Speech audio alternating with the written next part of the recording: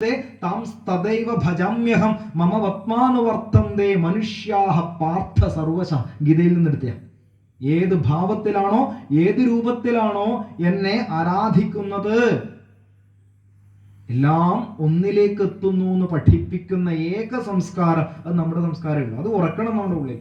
ദേവിയെ വിളിച്ചാലും കൃഷ്ണനെ വിളിച്ചാലും ഗുരുവായൂരപ്പനെ വിളിച്ചാലും ഭഗവാനെ വിളിച്ചാലും ഓം, ഓമിലേക്ക് മാത്രം, ഒന്നിലേക്ക് മാത്രം. പക്ഷെ ദേവതാ സങ്കല്പങ്ങൾ അല്പം വ്യത്യാസമുണ്ട് അല്ലെ, എല്ലായിടത്തും ഉണ്ട്. ദേവതാ സങ്കല്പങ്ങൾ വ്യത്യാസമുണ്ടെങ്കിലും ഒന്നൊന്ന് പഠിപ്പിക്കുന്ന തത്വം. ഞാൻ പറഞ്ഞു വരുന്നത് ഈ ഒരു ക്രമത്തിൽ ഇതിനെ അറിയാൻ ശ്രമിക്കുമ്പോൾ ഋഷികേശൻ എന്നുള്ള ആ അല്ലെ അർക്കൻ, അനലൻ, ഇതിനൊക്കെ നമുക്ക് കാണണമെങ്കിൽ കണ്ണു വേണം. കണ്ണിന് കണ്ണ് മനസ്സാ. കണ്ണുകൊണ്ട് ഇപ്പം നോക്കിക്കൊണ്ടെല്ലാം കാണാൻ നിർബന്ധമൊന്നുമില്ല. പലരും റോഡിലേ പോകുന്നുണ്ട്, വണ്ടി പോകുന്നുണ്ട്. ഏതൊക്കെ വണ്ടിയെ വെച്ച് എനിക്കൊന്നും അറിയൊന്നുമില്ല അല്ലെ. കാരണം എന്തുകൊണ്ടാ? മനസ്സവിടെ ഇല്ല. മനസ്സുകൊണ്ട് നോക്കണം. മനസ്സെപ്പോഴും സംശയം ഉണ്ടാക്കുന്ന, മനസ്സിന്റെ കൂടെ ബുദ്ധി കൊണ്ട് നോക്കിയാൽ ഇന്നതാണെന്ന് ഉറപ്പിക്കാൻ പറ്റുള്ളൂ. നിശ്ചയാത്മിക എന്നുള്ള പ്രവൃത്തിയാണ് ബുദ്ധി ചെയ്യുന്ന പ്രവർത്തനം. ആ ബുദ്ധിയെയും പ്രവർത്തിപ്പിക്കുന്ന ചൈതന്യത്തിനാണ് നമ്മൾ എന്ത് പറയാ? ആത്മതത്വം, ആത്മചൈതന്യം എന്ന്. അതാണ് ഞാനെന്നറിയുമ്പോൾ അല്ലെ, ആ തത്വമാണ് നമ്മൾ ഉറക്കുമ്പോൾ. ശരീരം, അത് ശരീരം എന്ന വാക്കിന്റെ അർത്ഥം തന്നെ ശീര്യത്തെ, നശിക്കുന്നത് എന്നർത്ഥം, വേറൊന്നുമില്ല അർത്ഥം അല്ലെ. ദേഹം എന്ന് പറഞ്ഞാല് ദഹിക്കുന്നത് എന്നാണ് അർത്ഥം. നോക്കി, എന്ത് ദേഹം ദഹിക്കുന്നത് എന്നല്ലെങ്കിൽ നാളെ എപ്പോഴാന്ന് പറയാൻ പറ്റില്ല. അത് അഗ്നിക്ക് ഇരയാവുന്നത് കൊണ്ടാണ് എന്ത് പേരിടുന്നത്? ദേഹം. അപ്പൊ ദേഹത്തിന് അധ്യക്ഷനായിട്ടുള്ളത് ദേഹിയാണ്. അതുകൊണ്ടാണ് നിരതിശയമായിട്ടുള്ള സുഖത്തെ നമ്മൾ എന്ത് ചെയ്യാൻ പറഞ്ഞത്? ഉള്ളിലേക്ക് നോക്കി അനുഭവിക്കാൻ പറഞ്ഞത്. അതിനു വേണ്ടിയിട്ടുള്ളതാണ് എല്ലാ ആധ്യാത്മിക ഗ്രന്ഥങ്ങളും. അതാണ് ഞാൻ പറഞ്ഞ ഇത്രയും നല്ല ജീവിതത്തിന്റെ ഇത്രയും നല്ല ഉപമ കാട്ടിത്തരുന്ന മറ്റൊരു ഗ്രന്ഥം, വരികൾ നമുക്ക് ജീവിതത്തിൽ കാണാൻ പറ്റില്ല. അത്ര ശ്രേഷ്ഠതയുണ്ട് ആ വരികൾക്ക്. ചക്ഷുശ്രവണ ഗളസ്തമാം ദർദുരം ഭക്ഷണത്തിനപേക്ഷിക്കുന്ന പോലെ കലാഹിന പരിഗ്രസ്തമാം ലോകവും ആലോല ചേതസ ഭോഗങ്ങൾ തേടുന്നു എന്നുള്ള വരികൾക്ക്. സത്യത്തിൽ നമ്മുടെയൊക്കെ ജീവിതം അതാ. മരിക്കാൻ കിടക്കുന്ന ആളും അല്ലെ, ഇപ്പം പോകുന്ന കണ്ടാലും എന്നാലും എന്താണ് ഡോക്ടർ എന്താ എഴുതുക? ഇളനീര് കൊണ്ടു കൊടുത്തു എന്ന് പറയും അല്ലെ. എന്താണ് കുറച്ചും കൂടെ നാവിന് സുഖത. കലാഹിന പരിഗ്രസ്തമാം ലോകവും, ഭോഗങ്ങൾക്ക് വേണ്ടിയിട്ടാണ് ഭോഗം അല്ലെ, ഇന്ദ്രിയ സുഖത്തിന് വേണ്ടിയിട്ടാണ് നിരന്തരം നിരന്തരം ശ്രമിച്ചുകൊണ്ടിരിക്കുന്നത്. ആ വരികൾ അത്രയും മനോഹരമാവാൻ കാരണം എന്താണെന്ന് ചോദിച്ചാൽ അതില് മനോഹരമായിട്ടുള്ള ഉപമ എന്ന് പറയുന്ന അലങ്കാരത്തെ എഴുത്തച്ഛൻ ഉപയോഗപ്പെടുത്തിയിട്ടുണ്ട്. അതുകൊണ്ടാണ് അല്ലെ. ഉപമ എന്നൊക്കെ ഇപ്പോഴത്തെ കുട്ടികളോട് ചോദിച്ചാൽ ഒന്നും കിട്ടൂല. പണ്ട് മലയാളം പഠിച്ച പഴമക്കാരോട് ചോദിക്കണം. അപ്പോ എന്തും ഉപമിച്ച് പറയുമ്പോൾ കേൾക്കാൻ ഒരു ഭംഗിയാണ്. ഒന്നിനൊന്നോട് സാദൃശ്യം ചൊന്ന് പറയുമ്പോൾ അത് കേൾക്കാൻ ഭംഗിയാണ്. അങ്ങനെ ഉപമ ഉപയോഗിക്കുന്ന ഒരു രാജാവാണ് ആര്? കാളിദാസ മഹാകവി. അദ്ദേഹത്തിന്റെ ഒറ്റ പ്രയോഗം കേട്ടാൽ തന്നെ അദ്ദേഹത്തിന്റെ വലുപ്പം എത്രത്തോളം ഉണ്ട് നമുക്ക് മനസ്സിലാവും. ഇന്ദുമതി സ്വയംവരം വർണ്ണിക്കുന്ന ഒരു രംഗമുണ്ട് രഘുവംശത്തിൽ. ഇന്ദുമതി വിവാഹങ്ങൾ 6 തരത്തിലുള്ള വിവാഹങ്ങളിൽ ഒന്നാണ് സ്വയംവരം. പഴയകാലം സ്വയംവരിക്കുക. കന്യകയെ നേടണമെന്ന് ആഗ്രഹമുള്ള രാജാക്കന്മാർ ഇങ്ങനെ നിരന്നിരിക്കും. ഇങ്ങനെ അപ്പോൾ ഓരോ രാജാക്കന്മാരുടെയും ചരിത്രം കൃത്യമായി അറിയുന്ന ഒരാൾ ഈ മാലയുമായിട്ട് ഓരോ വരന്റെ മുമ്പിൽ നിൽക്കുമ്പോഴും അവന്റെ ചരിത്രം മുഴുവൻ ഇങ്ങനെ പറഞ്ഞു കൊടുക്കും. ഇഷ്ടപ്പെട്ടാൽ എന്ത് ചെയ്യാം? വരണമാല്യം ചാർത്താം, ഇല്ലെങ്കിൽ അടുത്ത ആളുടെ അടുത്തേക്ക് പോവാം. ആദ്യം വന്നവരൊക്കെ സീറ്റ് കിട്ടിയിട്ട് ഇങ്ങനെ ഇരിക്കുന്നുണ്ട്. അവസാനം ലേശം വൈകി വന്നവരൊക്കെ അങ്ങറ്റത്താ ഇങ്ങനെ ഇരിക്കുക. അപ്പൊ ഇതിനെ വർണ്ണിക്കണം. നമ്മളൊക്കെ എത്ര പേജ് എഴുതുന്നറിയാം? എത്ര പേജ് എഴുതും ഇതിനെക്കുറിച്ച്? കുറേ എഴുതാണ്ടോ നമുക്ക് അല്ലെ. ആ ഇരിപ്പും ആ ഭംഗിയും ഒക്കെ. കാളിദാസൻ 4 വരികൾ എഴുതിയിട്ടുള്ളൂ. കാര്യം കൃത്യമായി പറഞ്ഞു. 4 വരികൾ 4 വരികൾ, അത്രയേ ഉള്ളൂ. ഇതിന്റെ ഈ രാജാക്കന്മാരുടെ അവസ്ഥയെക്കുറിച്ച് പറയുകയാണ്. ഇന്ദുമതി, ആ സുന്ദരിയായ ഇന്ദുമതിയെ വിവാഹം കഴിക്കുവാൻ വേണ്ടി വന്നിരിക്കുന്ന രാജാക്കന്മാരുടെ മുമ്പിലേക്ക് വരണവുമാലയുമായി അവൾ പോകുമ്പോൾ അവരുടെ ഭാവത്തെ വർണ്ണിക്കാൻ കാളിദാസന് 4 വരികളെ വേണ്ടി വന്നിട്ടുള്ളൂ. ഏതാ വരികൾ? സഞ്ചാരിണി ദീപശിഖേവരാത്രൗ യം യം വ്യതീയായ പതിം വരാസ നരേന്ദ്രമാർഗാഠ ഇവ പ്രപേദേ വിവർണഭാവം സസഭൂമിപാല. നോക്കി, അതിന്റെ ഒരു ആസ്വാദനത്തിന്റെ അങ്ങേയറ്റമാണ് ആ പദ്യം. സഞ്ചാരിണി ദീപശിഖേവരാത്രോ, അല്ലെ? നല്ല ഇരുട്ടുള്ള സമയത്ത് ദീപവും പിടിച്ചുകൊണ്ട് ഒരാൾ രാജമാർഗത്തിലൂടെ സഞ്ചരിക്കുകയാണെങ്കിൽ ആ ഭാവന നമ്മുടെ മനസ്സിലേക്ക് കിട്ടണം. നല്ല ഇരുട്ടാ, കൂരാക്കൂരിട്ടാ, കയ്യിൽ എന്തേ ഉള്ളൂ? ഒരു ദീപശിഖ. അതും പിടിച്ചോണ്ട് ഇങ്ങനെ ഇതിലൂടെ രാജമാർഗത്തിലൂടെ നടന്നു പോവുക. അപ്പൊ എന്താ സംഭവം? യം യം വ്യതിയായ, എവിടെയാണോ നിൽക്കുന്നത് അവിടെ മാത്രം എന്ത് ചെയ്യും? തിളങ്ങി നിൽക്കും, അല്ലെ? ടോർച്ചാണെങ്കിൽ നീളത്തിൽ അടിച്ചുകൂടാം. ഇതെന്താണ്? എമർജൻസിയാണ്. ഇതിപ്പം നിൽക്കുന്നിടത്ത് എന്തുണ്ടാവുള്ളൂ? പ്രകാശം ഉണ്ടാവുള്ളൂ. അങ്ങനെ ഏത് രാജാവിന്റെ മുമ്പിലാണോ നിൽക്കുന്നത് അയാളുടെ മുഖം ഇങ്ങനെ തിളങ്ങിയാണ്. ഇതിപ്പൊ എന്റെ കഴുത്തിലേക്ക് വീഴും ഈ സാധനം, അല്ലെ? മരണമല്യം. ഇപ്പുറത്തിരിക്കുന്നവരെ മുഖമെല്ലാം മങ്ങി, എന്നാ കടന്നുപോയില്ലേ, ഇനിയിപ്പോ എന്താ, അല്ലെ? ഇനി അടുത്ത സ്വയംവരത്തിന് പോയിട്ട് എന്തെങ്കിലും കിട്ടിയാൽ കിട്ടി, ഇല്ലെങ്കിൽ ഇല്ല, അല്ലെ? ഏതായാലും ഇന്ദുമതി ബേക്കടിച്ച് വരാൻ സാധ്യയില്ല. അപ്പൊ ഇവരുടെ മുഖമൊക്കെ എന്തായി? മങ്ങി. അപ്പുറത്തുള്ളവരെ മുഖവും മങ്ങി. ഇത് എപ്പോ ഇവിടെ എത്താനാപ്പ, അല്ലെ? ഇവരെല്ലാം കവർ ചെയ്തിട്ട് എന്ത്, ഈ വരണമാല എന്റെ മുമ്പിലേക്ക് എത്താൻ. ഞാനാന്ന് ലേശം വൈകിയും പോയി, അങ്ങ് അറ്റത്തായി പോയി സീറ്റ്. അപ്പൊ അവരുടെയൊക്കെ മുഖം ഇങ്ങനെ എന്താണ്? മങ്ങിയിരിക്കുകയാണ്. അപ്പൊ ഇന്ദുമതി ഈ വരണമാല്യം കൊണ്ട് യാതൊരു രാജാവിന്റെ മുമ്പിലാണോ നിൽക്കുന്നത് ആ രാജാവിന്റെ മുഖം ഇങ്ങനെ 110ന്റെ ബൾബിട്ട പോലെ ഇങ്ങനെ തിളങ്ങി നിൽക്കുക. ഇപ്പം എന്റെ കഴുത്തിൽ ഇങ്ങനെ വീഴും. ആ വർണ്ണനയിലൊക്കെ കേൾക്കുമ്പോ അവൾ അടുത്തടുത്തേക്ക് പോകും. അയാളുടെ മുഖം മങ്ങി. മനസ്സിലായില്ലേ? ഇങ്ങനെ എഴുതാൻ നോക്കൂ, 4 വരിയെ കാളിദാസന് ആവശ്യം വന്നിട്ടുള്ളൂ. ഇതിനും ഭംഗിയായിട്ട് ഇതിനെ വർണ്ണിക്കുവാൻ മറ്റൊരു വരികൾ കൊണ്ടാവുകയില്ല. മറ്റൊരു ഏത് രീതിയിൽ ഇതിനെ നമുക്ക് പറഞ്ഞു കഴിഞ്ഞാലും വർണ്ണിച്ചു കഴിഞ്ഞാൽ ആ സൗന്ദര്യം കിട്ടൂല. അതാണ് ഞാൻ പറഞ്ഞത്. അതുകൊണ്ടാണ് കാളിദാസന്റെ ഉപമാവൈഭവം, ഭാരതത്തിന്റെ കവിശ്രേഷ്ഠനായ കാളിദാസനെ കുറിച്ചൊക്കെ നമുക്ക് അല്പമൊക്കെ വായിക്കാനും പഠിക്കാനൊക്കെ പറ്റണം. ഒരുപാട് ഇദ്ദേഹത്തിന്റെ ഗ്രന്ഥങ്ങൾ നമുക്ക് മലയാള തർജ്ജമ ചെയ്ത കുട്ടിക്കൃഷ്ണമാരായ തർജ്ജമ ചെയ്ത ഗ്രന്ഥങ്ങൾ കിട്ടാനുണ്ട്. എപ്പോഴെങ്കിലും ജീവിതത്തില് ഒന്ന് ലൈബ്രറിയിൽ നിന്നൊക്കെ എടുത്തൊന്ന് വെറുതെ എന്ത് ചെയ്യണം? ഈ വരികളിലൂടെയൊക്കെ ഒന്ന് പോകണം. പിന്നെ ഈ ജന്മത്തെ പറ്റിയില്ല, പിന്നെ എപ്പോ സാധിക്കാനാ? അപ്പോൾ ഈ ചക്ഷുശ്രവണ കളസ്ഥമാം എന്നുള്ള വരികൾ ഏറ്റവും മനോഹരമാവാൻ കാരണം നേരത്തെ ഞാൻ സൂചിപ്പിച്ചു. അതിലെ മനോഹരമായിട്ടുള്ള ഉപമയെ ഒന്ന് മറ്റൊന്നിനോട് ചേർത്ത് കവി വർണ്ണിച്ചത് കൊണ്ടാണ്. പാമ്പിനെ കാലമായിട്ടും ആ പാമ്പിന്റെ വായിൽ അകപ്പെട്ട തവളയെ നമ്മളെ ഓരോരുത്തരായിട്ടും ചിത്രീകരിച്ചതുകൊണ്ടാണ് അത്ര ഭംഗി. അല്ലാതെ കിട്ടൂല, അല്ലെ? ഇന്ന് ഏത് പാഠപുസ്തകം നമുക്ക് എടുത്തു നോക്കിയാലും നമ്മൾ പണ്ട് പഠിച്ച ഉപമയും ഉത്പ്രേക്ഷയും രൂപകവും വൃത്തവും ഒന്നും ഒരു വരി പോലും കാണാൻ പറ്റൂല. ഇല്ല, വൃത്തമില്ല. വൃത്തം എന്ന് പറഞ്ഞാൽ ഒരു വട്ടം വരക്കുക, അതും ഉണ്ടാവില്ല, ഒന്നുമില്ല. കാരണം അത്ര ഏത് രീതിയിലേക്കാണ് നമ്മുടെ ഈ വിദ്യാഭ്യാസ പ്രക്രിയ പ്രവർത്തനം പോകുന്നതെന്ന് പറയാൻ സാധിക്കില്ല. അത്ര വികലമായിട്ടുള്ള, വെറുതെ നമ്മള് 10ാം ക്ലാസ്സിലേക്ക് പുസ്തകം 8ലോ 9ലോ ഒന്ന് മറിച്ചു നോക്കുക. എല്ലായിടത്തും ഓരോ കുരിപ്പ് എഴുതാനുണ്ടാവും. ഇതാണ്, ഒരു പാഠം പഠിപ്പിച്ചു, ഒരു കുരിപ്പ് എഴുതുക. മറ്റേത് പഠിപ്പിച്ചു, ആസ്വാദന കുരിപ്പ്. ഈ കുരിപ്പ് കാരണം കുട്ടിയൊക്കെ ഒന്നും അക്ഷരം അറിയാം? ഒന്നുമില്ല. വളരെ വളരെ വളരെ പരിതാപകരമായ അവസ്ഥ. അക്ഷരം അറിയില്ല. അപ്പൊ അതുകൊണ്ട് ഇപ്പൊ കഴിഞ്ഞ വർഷം മുതൽ പുതിയ നിയമം വന്നു. എന്ത് ചെയ്യാൻ വേണ്ടിട്ട്? അക്ഷരം പഠിപ്പിക്കാൻ വേണ്ടിട്ട് നിർബന്ധമായിട്ട്. കഴിഞ്ഞ വർഷം ഞാൻ സ്കൂളിൽ വർക്ക് ചെയ്യുന്ന സമയത്ത് കുട്ടികൾക്ക് SSLC പരീക്ഷ കഴിഞ്ഞ് ഫുൾ A+ കിട്ടിയ കുട്ടികളടക്കം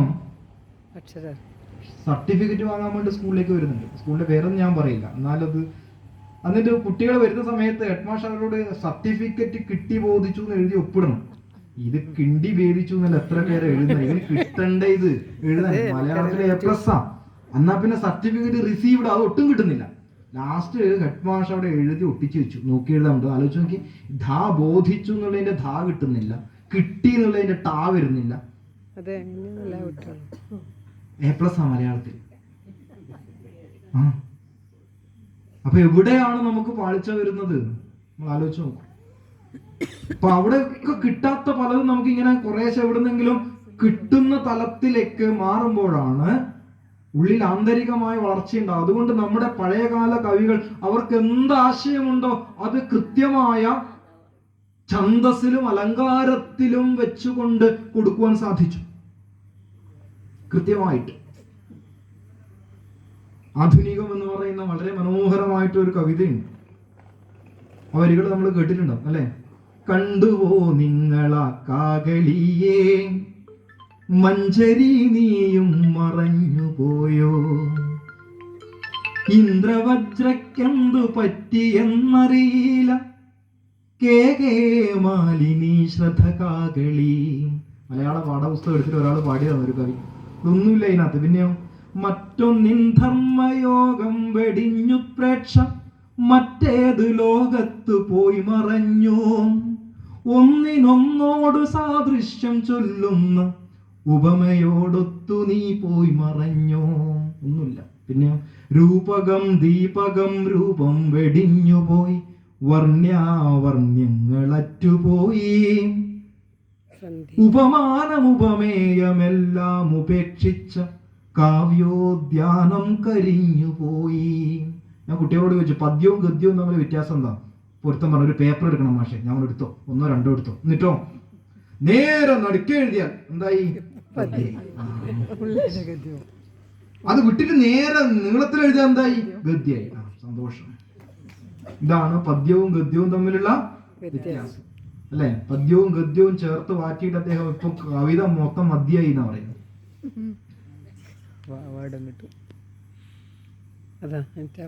ഇങ്ങനെയൊക്കെ എഴുതിയിരുന്ന ഒരു പാരമ്പര്യത്തില് അഭിമാനിക്കാന്നല്ലാതെ ആരോട് പറയാം? ഇപ്പൊ ചക്ഷുശ്രവണകളസ്ഥമാന്തർദുരം ഭക്ഷണത്തിനപേക്ഷിക്കുന്ന പോലെ അതിങ്ങനെ നമ്മുടെ നാവിൽ കിട്ടാൻ കാരണം അത് കൃത്യമായ മീറ്ററിൽ ചിട്ടപ്പെടുത്തിയോണ്ടാ. അല്ലെ മറ്റൊരു വഴി എടുത്ത സകല ശുഖകുല വിമല തിലകിത കളേവരെ സാരസ്യ പീയൂഷ സാര സർവസ്വമേ കഥയ മമ കഥകളതി സാദരം കാകുസ്ഥലീലകൾ കേട്ടാൽ മതീവരാം. അതെന്തുകൊണ്ട് അങ്ങനെ നമ്മുടെ നാവിൽ തത്തിക്കളിക്കുന്നത്? എഴുത്തച്ഛൻ അതിനെ ചിട്ടപ്പെടുത്തുവാൻ മലയാളത്തിൽ അക്ഷരങ്ങൾ കൊണ്ട് അത്ഭുതം സൃഷ്ടിക്കുവാൻ സാധിക്കുന്ന കളകാഞ്ചി എന്ന് പറയുന്ന വൃത്തത്തെ കൂട്ടുപിടിച്ചുകൊണ്ടാണ്. നേരെ മറിച്ച് അതിന്റെ ആശയം നേരെ എഴുതി വെച്ചാൽ നമ്മുടെ ഒന്നും നാവിൽ കിട്ടൂല. പഴയകാല പദ്യങ്ങൾ നമ്മുടെ നാവിൽ ഇങ്ങനെ തത്തിക്കളിക്കുന്നുണ്ടെങ്കിൽ ഇന്ന് ഒരു വരി പോലും നമ്മൾക്ക് കിട്ടുന്നില്ല എങ്കിൽ വൃത്തത്തിൽ എഴുതുന്നതിന്റെ പ്രത്യേകത അതാണ്. പെട്ടെന്ന് തന്നെ നമുക്കതിനെ ഗ്രാസ്പ് ചെയ്ത് തലയിൽ സൂക്ഷിക്കുവാൻ സാധിക്കും. എന്താ ഈ തലയിൽ കുറെ സൂക്ഷിച്ചു നടന്നുകൊണ്ട് കാര്യമുണ്ടോ? ഉണ്ട് അല്ലെ? തലയിൽ സൂക്ഷിക്കുന്ന ഈ കാര്യങ്ങളാണ് നമ്മുടെ ഉപബോധ മനസ്സിനെ സ്വാധീനിക്കുന്നത്. ഉപബോധ മനസ്സ്, സബ് കോൺഷ്യസ് മൈൻഡ് എന്ന് ഇംഗ്ലീഷ് പറയും. ഈ ഉപബോധ മനസ്സാണ് നമ്മളെ നിയന്ത്രിച്ചു കൊണ്ടിരിക്കുന്നത് ജീവിതത്തിൽ എല്ലാ ദിവസവും. അതെ, ബോധ മനസ്സല്ല, ബോധപൂർവം ചെയ്യുന്ന കാര്യങ്ങൾ എന്താവും? ഉപബോധ മനസ്സിലേക്ക് സാവധാനം കയറും. നമ്മൾ എല്ലാ ദിവസവും കാണുന്നതും കേൾക്കുന്നതും മണക്കുന്നതും രുചിക്കുന്നതും ചിന്തിക്കുന്നതും ഒക്കെ അറിയാണ്ട് എന്ത് ചെയ്യുന്നുണ്ട്? നമ്മുടെ മനസ്സിനെ സ്വാധീനിക്കുന്നുണ്ട്. അപ്പോൾ ഇത്തരം വരികൾ പഠിക്കുന്നതും ജീവിതത്തിൽ ചേർത്ത് വെക്കുന്നതും ഒക്കെ എവിടെയെങ്കിലും ജീവിതത്തിൽ ഒരു പാളിച്ച വരുന്ന സമയത്ത് അറിയാതെ ഉപബോധ മനസ്സിൽ നമ്മുടെ സോഫ്റ്റ്വെയർ വർക്ക് ചെയ്യും. അതുകൊണ്ട് പദ്യങ്ങളുടെ ആ ശകലങ്ങൾ കാണാതെ പഠിക്കുന്നതിൽ വലിയ അർത്ഥതലമുണ്ട്. പതുക്കെയാണ് എല്ലാം അല്ലെ? എന്തും ആരംഭിക്കുന്ന പതുക്കെയാണ് അല്ലെ? നമ്മുടെ വീടുകളിലേക്കൊക്കെ ചില ആൾക്കാർ ഇങ്ങനെ സാധനം വിൽക്കാൻ വേണ്ടി കൊണ്ടുവരുന്നുണ്ടാവും. അവർക്കറിയാം അവരുടെ കയ്യിലുണ്ടാവും എന്താ 1000 രൂപയുടെ അല്ലെ 2000 രൂപയുടെ മിക്സി ഉണ്ട്. അവർക്കറിയാം ഒരു കാരണവശാലും നമ്മളിത് വാങ്ങൂല. ഓനും അറിയാം നമുക്കും അറിയാം. പക്ഷെ അവരാദ്യം നമ്മളോട് വന്നിട്ട് ഈ മിക്സിയാണോ കാണിക്കുക? എന്താ പറയാ? ആദ്യം ചെറുതും കാണിക്കൂല. ചേച്ചി 2 മിനിറ്റ് ഒന്ന് സംസാരിച്ചോട്ടെ എന്ന് ആദ്യം ചോദിക്കും. നിങ്ങൾ ഒന്നും വാങ്ങണ്ട, 2 മിനിറ്റ്. കാരണം നമ്മുടെ ഉള്ളിലേക്ക് ആദ്യം ഒരു പ്രവേശന കവാടം ഇടുകയാണ്. അത് ആദ്യം ചോദിക്കുന്ന കാര്യമാണ്. അഡ്മിറ്റ് ചെയ്യും ആദ്യം നമ്മൾ. ശരി, നമുക്ക് എന്താ പ്രയാസം, 2 മിനിറ്റ് പറഞ്ഞോട്ടെ. ഈ 2 മിനിറ്റ് എന്നുള്ളത് എന്താവും? ലാസ്റ്റ് നമ്മളെ കൊണ്ട് 200 പേരെ സാധനം അവർ എടുപ്പിക്കും. നോക്കിക്കോ നിങ്ങൾ. ആദ്യം ചോദിക്കുന്ന 2 മിനിറ്റാ, 2 മിനിറ്റ്. കാരണം ആ സമയത്തിനുള്ളിൽ തന്നെ ചില സാധനങ്ങൾ എടുത്ത് നമ്മുടെ കയ്യിലേക്ക് തരും, അല്ലേ? ശ്രദ്ധിച്ചിട്ടില്ലേ? ഏത് സാധനമാണോ നമ്മൾ കയ്യിലെടുത്ത് കുറച്ചു നേരം നോക്കുന്നറിയോ, പിന്നെ നമുക്ക് താഴെ വെക്കാൻ തോന്നില്ല. അതുകൊണ്ടാണ് സൂപ്പർ മാർക്കറ്റിൽ പോയ കൂടുതൽ സാധനങ്ങൾ ആൾക്കാർ വാങ്ങാൻ കാരണം. ഒന്ന് എടുത്ത് തിരിച്ചും മറിച്ചും നോക്കിക്കഴിഞ്ഞാൽ, അല്ലെ, കുട്ടികളുടെ കയ്യിലൊക്കെ എടുത്തും കൊടുക്കും. ഇത് കയ്യിൽ കിട്ടിക്കഴിഞ്ഞാൽ നമുക്ക് സ്വന്തമായി എന്നുള്ളൊരു എന്തുണ്ടാവും? ഉപബോധ മനസ്സ് പ്രവർത്തിക്കാൻ തുടങ്ങും. പിന്നെ നമുക്ക് അത് അവിടെ വെക്കാൻ തോന്നില്ല. പിന്നെ പതുക്കെ കോട്ടയിലേക്ക് പോലും. പണ്ട് പോയി കഴിഞ്ഞാൽ നമ്മൾ ഇങ്ങനെ അധികം എടുത്തു തന്നേന്നാ പറയാ. പക്ഷെ ഇന്ന് എടുക്കാൻ വേണ്ടി മുമ്പിൽ വെച്ചു. വെറുതെ അല്ല, മാർക്കറ്റിംഗ് എന്ന് പറയുന്നത് ചെറിയതല്ല. കാരണം ഒരു 2 മിനിറ്റിനുള്ളിൽ ഒരു മനുഷ്യന്റെ ഉപബോധ മനസ്സിനെ കൃത്യമായിട്ട് സ്വാധീനിക്കുന്ന തരത്തിലേക്ക് മാറ്റുവാൻ ഇതിന്റെ പിന്നിൽ കൃത്യമായ പ്രവർത്തനങ്ങളുണ്ട്. അപ്പോൾ എന്താ മാർഗം? ഈ ലോകത്ത് കൃത്യമായി ജീവിക്കണമെങ്കിൽ പറഞ്ഞോട്ടെ, ഇഷ്ടമുള്ളത് എല്ലാം നമ്മൾ അങ്ങനെ തൊടാനും പിടിക്കാനും നോക്കാനും നിന്നാൽ അറിയാതെ നമ്മളെ അത് സ്വാധീനിക്കുന്നുണ്ട് എന്നുള്ള ചിന്ത വേണം. ഇതിനെ നമുക്ക് നല്ല കാര്യങ്ങൾക്ക് വേണ്ടി ഉപയോഗിക്കും. ഇഷ്ടമില്ലാതെ ആയാലും ശരി, ചില നല്ല കാര്യങ്ങൾ ജീവിതത്തിൽ ചേർത്ത് പിടിച്ചാൽ അത് പോകാതെ പോകാതെ പോകാതെ നമ്മളിങ്ങനെ ഉണ്ടാവും എന്നുള്ളതാണ്. അതുകൊണ്ടാണ് പറഞ്ഞത്. അപ്പൊ ജീവിതം എന്ത് എന്നുള്ളതിന് ഒരു ചിത്രം കൃത്യമായി കാട്ടിത്തന്നതിന് ശേഷം വീണ്ടും ശ്രീരാമചന്ദ്രൻ തുടരുകയാണ്. പുത്രമിത്രാർത്ഥ കളത്രാദി സംഗമം എത്രയും അല്പകാലസ്ഥിതമോർക്ക നീ എന്ന് പറഞ്ഞു. അല്ല, ഇതിന്റെ അർത്ഥമൊന്നും അധികം നമുക്ക് വിശദീകരിക്കാണ്ട് തന്നെ മനസ്സിലാവും. പുത്രമിത്രാർത്ഥ കളത്രാദി സംഗമം ഒക്കെയും അല്പകാലസ്ഥിതം മാത്രമാണ് ലോകത്തിൽ മനുഷ്യന് ഉണ്ടാവുക എന്ന് പറയുന്നു, അല്ലെ?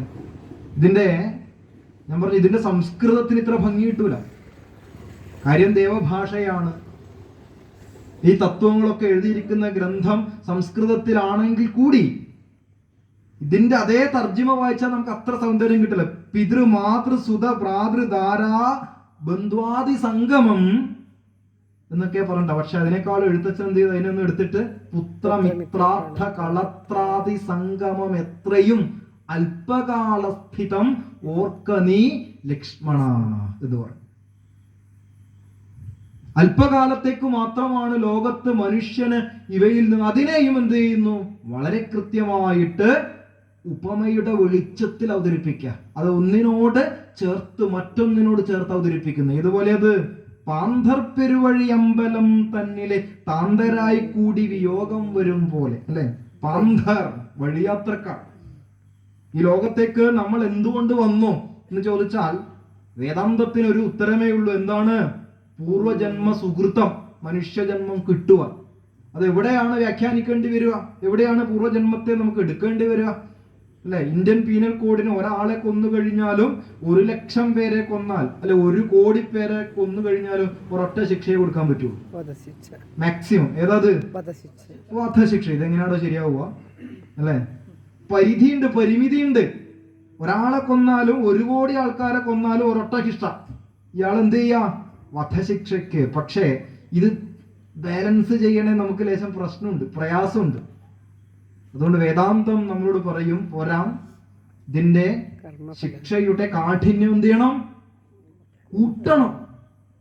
അതിനെന്താ മാർഗം? പാപത്തിനനുസരിച്ച് വീണ്ടും പാപയോനിയിൽ ജനിച്ച് ഇതിന്റെ ഫലം അനുഭവിക്കുന്നത് വരെ എന്ത് ചെയ്യണം? ജീവിച്ചേ പറ്റൂ. ഇതാണ്, ഇവിടെയാണ് ഇതിന്റെ ഭാവം. യുക്തിചിന്ത അവിടെയാണ്. അവിടെയാണ് നമുക്ക് ഈ യുക്തി എടുക്കേണ്ടി വരും, വേറെ എവിടെയല്ല. ആ യുക്തി തന്നെ നമുക്കറിയാം, അല്ലെ? യുക്തിചിന്ത. ചിലപ്പോൾ ഒരു പണി എടുക്കാണ്ട് ആൾക്കാർ വളരെ സുഖിച്ച് ജീവിക്കുന്നുണ്ടാവും, അല്ലെ? ഒരു പണി എടുക്കുന്നുണ്ടാവില്ല. അപ്പൊ നമ്മൾ എന്താ പറയാ? ഇഷ്ടംപോലെ ബാലൻസ് ഉണ്ടാവും ബാങ്കിൽ, അല്ലാണ്ട് എങ്ങനെ അങ്ങനെ ജീവിക്കാൻ പറ്റുക? അല്ലെ? ചില മഹാദുഷ്ടന്മാരുണ്ടാവും ലോകത്ത്. അവരെ നോക്കുമ്പോൾ നമുക്ക് ഒരു കുഴപ്പം ഉണ്ടാവില്ല, ആളെ അടിച്ചു പൊളിച്ച് ജീവിക്കുന്നുണ്ട് നമുക്ക് അല്ലേ. പക്ഷെ എന്താ കാരണം, കഴിഞ്ഞ ജന്മത്തിൽ ചെയ്ത എന്തോ ബാലൻസ് ഉണ്ട്, ഒരു 100 നാമം അധികം ജപിച്ചിട്ടുണ്ടാവും. നമുക്ക് നമ്മുടെ കർമ്മത്തിലേക്ക് ചേർക്കാൻ പറ്റിയ ഏറ്റവും വലിയ ഡിപ്പോസിറ്റ് ആണ് എന്തെന്ന് ഇടയ്ക്കിടയ്ക്ക് എന്ത് ചെയ്യാം, നാമം ജപിക്കുക. നാമം ജപിക്കുമ്പോഴേ മനസ്സ് പരിശുദ്ധമാവുകയുള്ളൂ. എപ്പോ സമയം ഏറ്റവും വലിയ ഡിപ്പോസിറ്റ് ഇൻവെസ്റ്റ് ചെയ്യാനുള്ള ഏറ്റവും നല്ല മാർഗം എന്ന് പറഞ്ഞാൽ ഈശ്വരന്റെ നാമത്തെ ജപിക്കുക. എഴുത്തച്ഛൻ അതാ പറഞ്ഞത്. ഹനുമാന്റെ ശക്തിയെ കുറിച്ച് നമ്മളെ പഠിപ്പിച്ചപ്പോൾ എഴുത്തച്ഛൻ പറഞ്ഞതാ, നളിനദള നേത്രനാം രാമൻ തിരുവടി നാമാമൃതം ജപിച്ചിടും ജനം സദാ, അമലഹൃതി മധുമദന ഭക്തി വിശുദ്ധരായി അജ്ഞാന കർമ്മകൃതബന്ധനം ക്ഷണാൽ, സുചിര വിരചിതമഭി വിമുച്യ ഹരിപദം സുസ്ഥിരം പ്രാപിക്കുമില്ലൊരു സംശയം, രഘുതിലക ചരണയുഗമക തളിരിൽ വച്ചൊരു രാമദൂതന്നു ബന്ധം ഭവിച്ചിടുമോ. ജീവിതത്തിൽ എവിടെയും കുടുങ്ങിപ്പോവാത്ത ആളാണ് ഹനുമാൻ. ഒരു സ്ഥലത്തും ഇദ്ദേഹത്തിന് എന്തില്ല, ജീവിതയാത്രയിൽ ഒരു സ്ഥലത്തും തടസ്സമില്ല, എവിടെയില്ല. നമ്മൾ അത്ഭുതപ്പെടും ഹനുമാന്റെ വീരകൃത്യങ്ങൾ ഇങ്ങനെ വായിക്കുമ്പോൾ. എഴുത്തച്ഛൻ വളരെ കൃത്യമായി പറയും, ഒരു പ്രയാസമില്ല. എന്താണ് ഇദ്ദേഹത്തിന്റെ ആ ഒരു രഹസ്യം അല്ലേ? രഘുതിലക ചരണയുഗ മകതളിരിൽ വെച്ചിട്ടാണ് യാത്ര. ഭഗവാന്റെ നാമം ഏത് സമയവും ചുണ്ടിലും, ഭഗവാന്റെ രൂപം ഏത് സമയവും മനസ്സിലും കൊണ്ടു നടക്കുന്ന ആളാ. അതുകൊണ്ട് എന്തില്ല, ജീവിതത്തിൽ ഒരു സ്ഥലത്തും ഹനുമാന് വീഴ്ച പറ്റിയിട്ടില്ല എന്നുള്ളതാണ്. ഒരു സ്ഥലത്തും ഭഗവാനെ ആശ്രയിക്കുന്നവർക്കൊക്കെ അങ്ങനെയാണ്. ഒരു സ്ഥലത്തും ഭഗവാൻ നമ്മളെ പെടുത്തൂല അല്ലേ. നമ്മൾ ആദ്യം പറഞ്ഞ മധുസൂദന സരസ്വതി വളരെ കൃത്യമായിട്ട് കൗരവരെ എങ്ങനെയാണ് ഭഗവാൻ മുച്ചൂടും നശിപ്പിച്ച് പാണ്ഡവരെ രക്ഷപ്പെടുത്തിയെന്നൊരു മനോഹരമായ പദ്യത്തിൽ അവതരിപ്പിക്കുന്നുണ്ട്.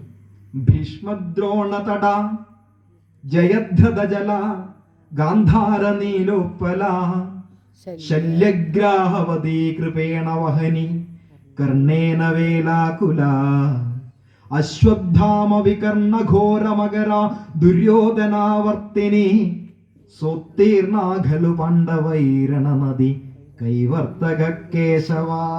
എത്ര മനോഹരമായ പദ്യാണെന്നറിയോ. ഭക്തന്മാർ ഹൃദയത്തോട് ചേർത്ത് പിടിക്കേണ്ട ഒരു പദ്യമാണ് അല്ലേ.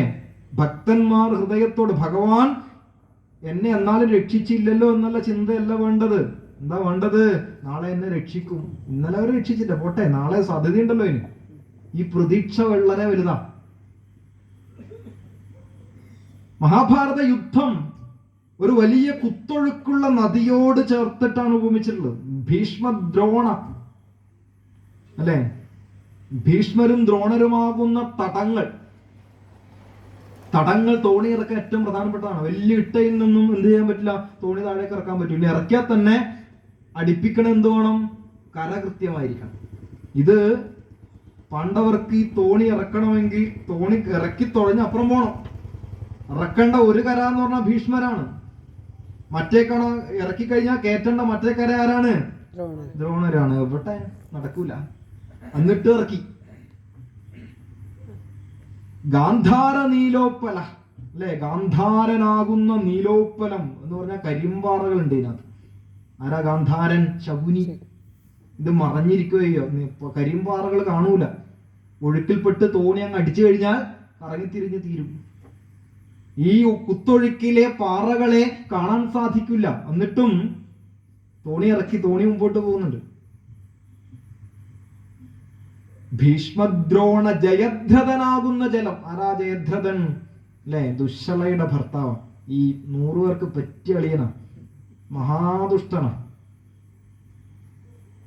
അഭിമന്യുവിനെ ചക്രവ്യൂഹത്തിൽ പെടുത്തി കൊല്ലുവാനുള്ള എല്ലാ കെണികളും മുമ്പിൽ നിന്നുണ്ടാക്കുന്ന ആളാണ് ജയദ്രഥൻ.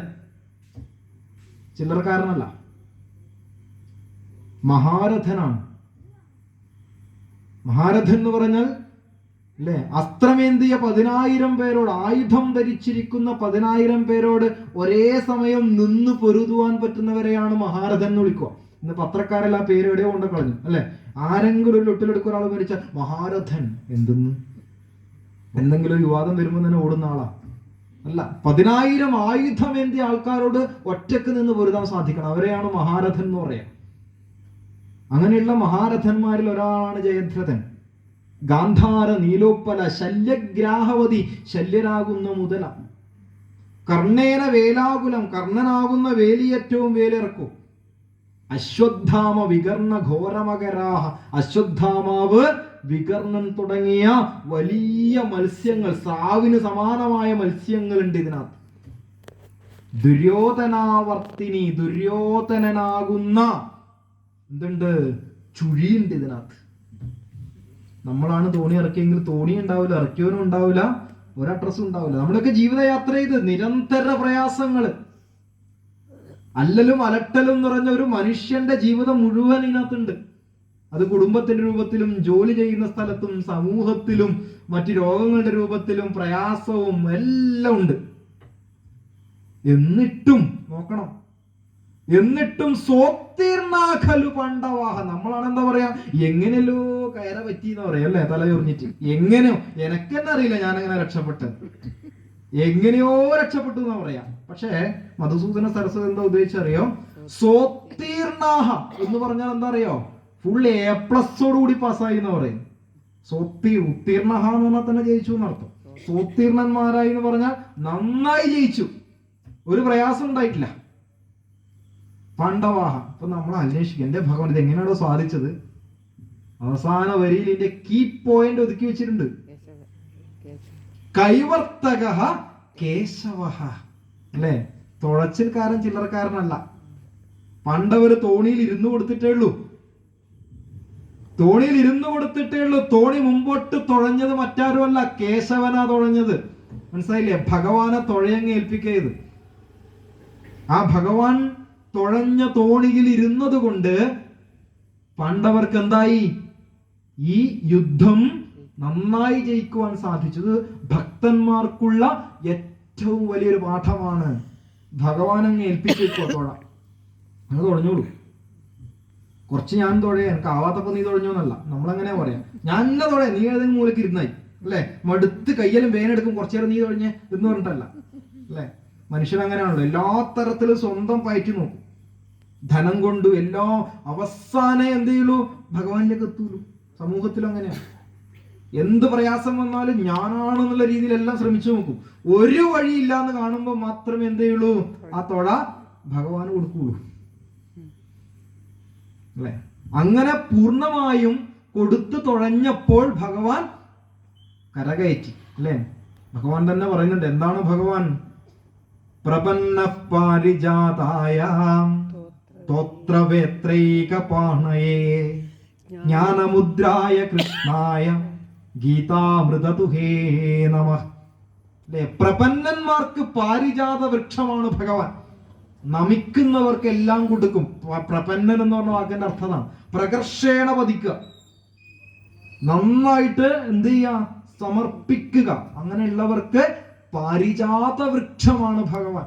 മാത്രല്ല ഇനിയും അഹങ്കാരികളെ നേരെ നടത്താനുള്ള ഒരു സാധനവും ഭഗവാന്റെ കയ്യിലുണ്ട്. എന്താണ്? ചമ്മട്ടിക്കോലുണ്ട്, ഇടക്കിടക്ക് ഓരോന്ന് കൊടുക്കാൻ. തോത്രവേത്രൈകപാണിയാണ്. ഇനി ജ്ഞാനമാണ് വേണ്ട, അതുകൊണ്ട് ജ്ഞാനമുദ്രായ കൃഷ്ണായ ഗീതാമൃത ദുഹേ നമ, അല്ലെ? പാർത്ഥോ വത്സ സുധീർ ഭോക്ത എന്നാ പറഞ്ഞ ഗീതയെ കുറിച്ച്. പാർത്ഥൻ ആരാണ്? പശുക്കിടാവ, അല്ലെ? പശുവിനെ നമ്മളെങ്ങനെ കറക്കുക, അല്ലെ? നന്നായിട്ട് പറ്റിക്കൂല ആദ്യം, അല്ലെ? പശുവിനെ ഇങ്ങനെ കൊണ്ട കെട്ടി എന്നിട്ട് കുഞ്ഞിനെ കഴിച്ചു കൊടുക്കും. പാവ അമ്മ എന്ത് വിചാരിക്കും? എന്റെ മോന് വേണ്ടിയിട്ടല്ലേ, മോക്ക് വേണ്ടിയിട്ട് എല്ലാം ചൊരത്തിയും കൊടുക്കും. എന്നിട്ടോ 2 മിനിറ്റ് കുടിക്കുമ്പോൾ അതിനെ വലിച്ച് കെട്ടി മുറുക്കിയിട്ട് കറങ്ങിയെടുക്കും, അല്ലെ? ഇതാണ് നമ്മൾ ചെയ്യുന്ന മനുഷ്യൻ. അതാണ് പാർത്ഥൻ. ഇവിടെ അർജുനൻ വെറും ആരാണ്? പശുക്കുട്ടിയാ. അപ്പൊ ആരാണ് ഇതിന്റെ ഭോക്താവ്? സുധീർ, അല്ലെ? സുധീർ, അല്ലെ? പണ്ടേ ക്ലാസ് എടുക്കുമ്പോൾ ഞാൻ ചോദിച്ചു, ആരാ ഇത് കിട്ടി? സുധീറിനല്ലേ മാഷ കിട്ടിയത്? ഞാൻ സുധീർ അല്ല, സുധീഹി എന്ന് പറഞ്ഞ സജ്ജനങ്ങൾ എന്നർത്ഥം. ഇത് കിട്ടിയത് മൊത്തം സജ്ജനങ്ങൾക്കാ. പാർത്ഥന് ലേശം കിട്ടിയിട്ടുള്ളൂ, ലേശം. അതുകൊണ്ടാണ് വീണ്ടും ഈ ഉപദേശം മുഴുവൻ കിട്ടിയ അർജുനൻ കുറച്ചു കഴിയുമ്പോൾ മഹാഭാരത യുദ്ധത്തിൽ സ്വന്തം മകൻ അഭിമന്യു ചക്രവ്യൂഹത്തിൽപ്പെട്ട് മരണമടഞ്ഞപ്പോൾ അർജുനൻ വാവിട്ട് കരഞ്ഞ് ബോധം കിട്ടു പോകുന്നുണ്ട്. കുറച്ചു നേരത്തെ കേട്ട ഉപദേശം എന്താ? ജാതസ്യ ഹി ധ്രുവോ മൃത്യു ധ്രുവം ജന്മമൃതസ്യ ച തസ്മാദപരിഹാരാർത്ഥേന ത്വം ശോചിതുമർഹസി. ജനിച്ചവന് മരണവും മരിച്ചവന് ജനനവും തീർച്ചയായും അർജുന. അതുകൊണ്ട് നീ എന്തിനാണോ ഇതിനെല്ലാം ബുദ്ധിമുട്ടുന്നത് എന്ന് കേട്ട അർജുനൻ സ്വന്തം ജീവിതത്തിൽ പ്രയാസം വന്നപ്പോൾ ഠിമ്പൂണു. അപ്പൊ ഈ ഉപദേശങ്ങൾ കിട്ടിയാലും വലിയ പ്രയാസമാണ് സ്വന്തം ജീവിതത്തിൽ ഒന്ന് പ്രകാശിപ്പിക്കാൻ. അതുകൊണ്ട് ഇതേ ഭഗവാൻ വീണ്ടും അർജുനനെ ഒന്നും കൂടെ ഉദ്ബോധിപ്പിക്കുവാൻ വേണ്ടി അനുഗീത ഉപദേശിക്കേണ്ടി വന്നു. മഹാഭാരതത്തിൽ തന്നെ ഒരു ഭാഗമുണ്ട് അനുഗീത എന്ന് പറഞ്ഞിട്ട്. അപ്പൊ ഇതൊക്കെ ചേർത്ത് വെച്ചിട്ട് നമ്മൾ പഠിക്കേണ്ടതാണ്, അല്ലെ? അതാണ് പറഞ്ഞത്, ജാതസ്യ ഹി ധ്രുവോ മൃത്യു പുത്രമിത്രാർത്ഥ കളത്രാദി സംഗമം ഒക്കെയും അല്പകാലേ ഉള്ളൂ. അതുകൊണ്ട് ഏതാണ് പാന്തർ പെരുവഴി അമ്പലം തന്നിലെ താന്തരായി കൂടി വിയോഗം വരും പോലെ, അല്ലെ? കുറെ വഴിയാത്രക്കാർ ഒരുമിച്ച് സഞ്ചരിച്ചാൽ എപ്പോഴാണോ രാത്രി സമയമാകുന്നത് അവരെല്ലാവരും ഒരു സത്രത്തിൽ ഇങ്ങനെ താമസിക്കും, അല്ലെ? നമ്മളങ്ങനെ ഈ സത്രത്തിൽ താമസിക്കുന്ന ആൾക്കാരാന്നാ പറഞ്ഞത്. പകലായി കഴിഞ്ഞാൽ എന്ത് ചെയ്യും? എല്ലാവരും 4 വഴിക്കേ പോകും. ഇത്രയേ ഉള്ളൂ ജീവിതം എന്നാ പറഞ്ഞത്. നോക്കി, വലിയ നമ്മൾ കൊട്ടി ഘോഷിക്ക് നമ്മുടെ ജീവിതത്തെ കുറിച്ച് എഴുച്ചതും പറ, ഇത് ഇത്രയുള്ളൂ, അല്ലെ? ഈ ലോകത്തേക്ക് വന്നു, ഒരുമിച്ച് കുറെ കാലം സത്രത്തിൽ താമസിക്കുന്ന പോലെ താമസിക്കുന്നു. പക്ഷെ സത്രം വൃത്തിയായി സൂക്ഷിക്കണം, അടുത്ത പോലെ പിറ്റേന്ന് വരുന്നവനും വേണം. മനസ്സിലായില്ലേ? അതാണ് ഞാൻ ഇന്ന് ഒറ്റ രാത്രി കിട്ടിയില്ല അതുകൊണ്ട് എന്തെങ്കിലും ആയിക്കോട്ടെന്നല്ല. അത്രയാണ് ജീവിതത്തെ പറഞ്ഞു വെച്ചിരിക്കുന്നതെന്ന് അർത്ഥം. അപ്പൊ ഈ ഒരു മനസ്സിലാക്കലുകൾ ഉണ്ടല്ലോ, വളരെ വളരെ പ്രധാനപ്പെട്ട കാര്യം. ഈ മനസ്സിലാക്കലിലാണ് ജീവിതമുള്ളത്. ഒരമ്മ ജോലിയും കഴിഞ്ഞ് തിരിച്ചു വരികയായിരുന്നു. അപ്പം മൂത്ത മകൻ ഓടി വന്നിട്ട് അമ്മയോട് പറഞ്ഞു, അമ്മേ ഇതാ ഇന്നലെ നമ്മൾ അടിച്ച വീട്ടിന്റെ പെയിന്റ് ഉണ്ടല്ലോ, ആ പെയിന്റിന്റെ മുകളില് ഈ ചെറിയ കുട്ടിയുണ്ട്, 3 വയസ്സുള്ള കുട്ടി, അപ്പൊ മുഴുവൻ എന്തെല്ലോ വരച്ച് കോറി ഇട്ടു എന്ന് പറഞ്ഞു. അമ്മക്ക് ഭയങ്കര ദേഷ്യം വന്നില്ല, വളരെ കഷ്ടപ്പെട്ട് പെയിന്റ് അടിച്ച ഈ കുട്ടിയെ എടുത്ത് 4 അടിയും കൊടുത്തിട്ട് നീ മേലെടുക്കാൻ പാടില്ല. കുട്ടി ഇങ്ങനെ കരയുന്നുണ്ട്. അമ്മ ഏതായാലും കുറെ വൃത്തികേടാക്കിയോന്ന് അറിയാൻ വേണ്ടി പോയി നോക്കുമ്പം എന്താ ഉള്ളത് അറിയോ? അവിടെ എഴുതി വെച്ചിട്ടുണ്ട്, മദർ ഐ ലവ് യു. അതാണ് കുട്ടി എന്ത് ചെയ്യുന്നത്? വലിയ ഒരു പാറ കഷ്ണം എടുത്തിട്ട് ഇങ്ങനെ കോറി എഴുതിയത്, ഇതിന്റെ മേലെ പെയിന്റ് അടിച്ചതിന്റെ മുകളിൽ. മനസ്സിലായില്ലേ? അപ്പൊ കുട്ടിക്ക് അമ്മയോടുള്ള സ്നേഹം കാട്ടുവാൻ വേണ്ടിയിട്ട് കിട്ടിയ ഒരു ഉപാധിയായിട്ട് അതിനെ കാണുന്നു. അതാണ് ഞാൻ പറഞ്ഞത്, നിന്നുടെ തത്വം അറിഞ്ഞിരിക്കുന്നത് മുന്നമേ. അമ്മ ഖേദിച്ചിട്ട് വല്ല കാര്യമുണ്ടോ? ഇല്ല, ഖേദിച്ചിട്ട് കാര്യമില്ല. എന്തുകൊണ്ടാ? കുട്ടിയെ മനസ്സിലാക്കുന്നതിൽ എന്ത് പറ്റിയിട്ടുണ്ട്? വീഴ്ച വന്നിട്ടുണ്ട്. മനസ്സിലാക്കലുകൾ നമുക്ക് ഏറ്റവും വലുത്, അല്ലേ? ഒരു ചെറിയൊരു ഇംഗ്ലീഷ് സ്റ്റോറി ഉണ്ട്, സ്റ്റിൽ ഐ ലവ് യു എന്നുണ്ട്. നമുക്ക് വായിക്കണം. ഈ ചെറിയ കാര്യങ്ങളാണ് നേരത്തെ ഞാൻ പറഞ്ഞത്, നമ്മുടെ വലിയ തത്വങ്ങളില്ലെങ്കിലും ചെറിയ കാര്യങ്ങൾ നമ്മളെ വല്ലാതെ സ്വാധീനിക്കും ജീവിതത്തിൽ. ഒരു അച്ഛൻ ഓഫീസിലേക്ക് പോകുന്ന സമയത്ത് ഷൂ പോളിഷ് ചെയ്തിട്ട് ആ സാധനം അവിടെ വെക്കും. എന്നിട്ട് പറയും, കുട്ടിയോട് പറയും, അല്ല അമ്മയോട് പറയും, ഇതൊന്ന് എടുത്തു വെക്കണം എന്ന് പറയും. അമ്മ ഇത് അടുക്കളയിൽ തിരക്കിന് എടുത്തു വെക്കാൻ മറന്നു. ഈ 3 വയസ്സുള്ള കുട്ടി എന്ത് ചെയ്യുന്ന വെച്ചാൽ ഇത് സാധനം പതുക്കെ അതിൻ്റെ അടുത്തെത്തിയിട്ട് തുറന്നിട്ട് എന്ത് ചെയ്യും? ഇത് വായിൽ വെക്കും. കുറെ ഉള്ളിൽ പോയി ബോധം പോയി. കുട്ടിയെ എന്ത് ചെയ്യും? ഉടനെ ആശുപത്രിയിൽ എത്തിക്കും. ആശുപത്രിയിൽ എത്തിച്ചെടുക്കുന്ന അച്ഛന് ഓഫീസിലേക്ക് കോൾ വരികയാണ്, ഇതാ കുട്ടിയുടെ അവസ്ഥ വളരെ ഗുരുതരമാണ്, വേഗം ഓടിയെത്തണം എന്ന് പറഞ്ഞു. അങ്ങനെ അമ്മ വിറച്ചിങ്ങനെ നിൽക്കുന്നുണ്ട്. അമ്മയ്ക്ക് എന്താ പ്രശ്നം? അച്ഛനോട് എന്താ പറയാ? അയാൾ കൃത്യമായിട്ട് പറഞ്ഞത് എടുത്തു വെക്കണം.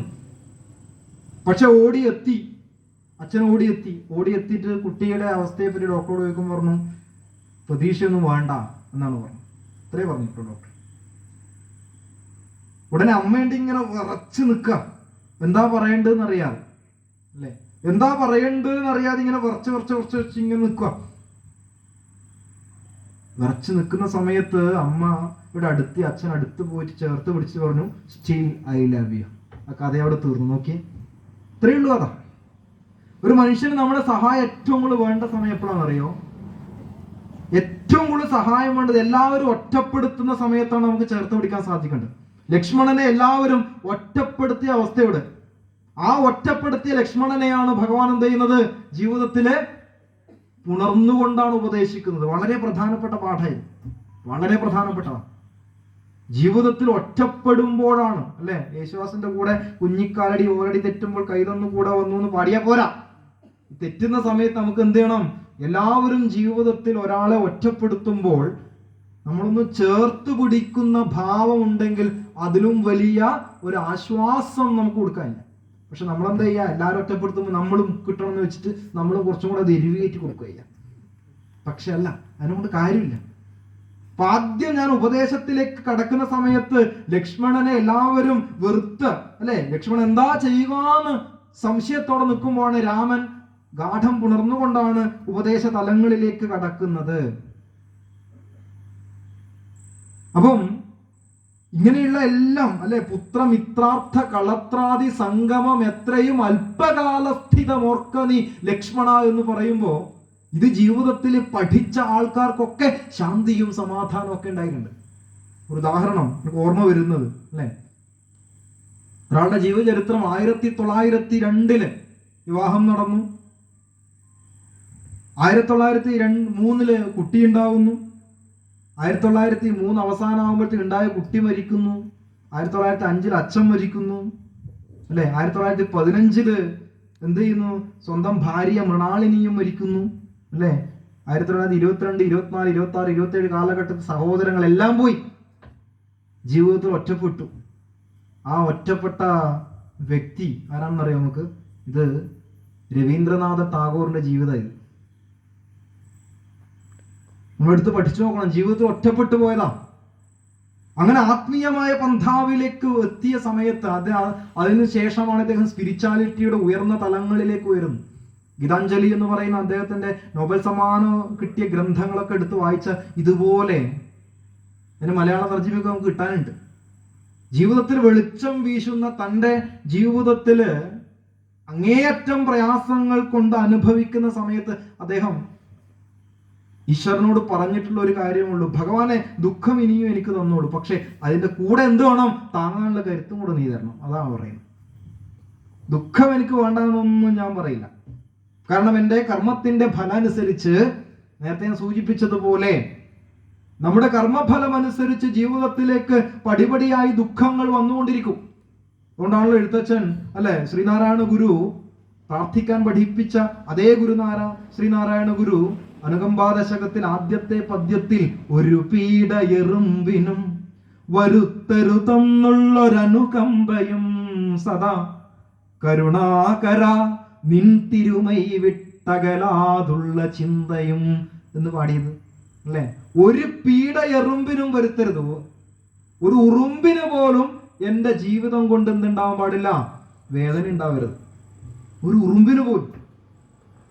നമ്മൾ നടക്കുന്ന സമയത്ത് എത്ര ഉറുമ്പുകൾ നമ്മുടെ കാലിന്റെ അടിയിൽപ്പെട്ട്, അല്ലെ, ചതഞ്ഞ് അരഞ്ഞ് മരിക്കുന്നുണ്ട്.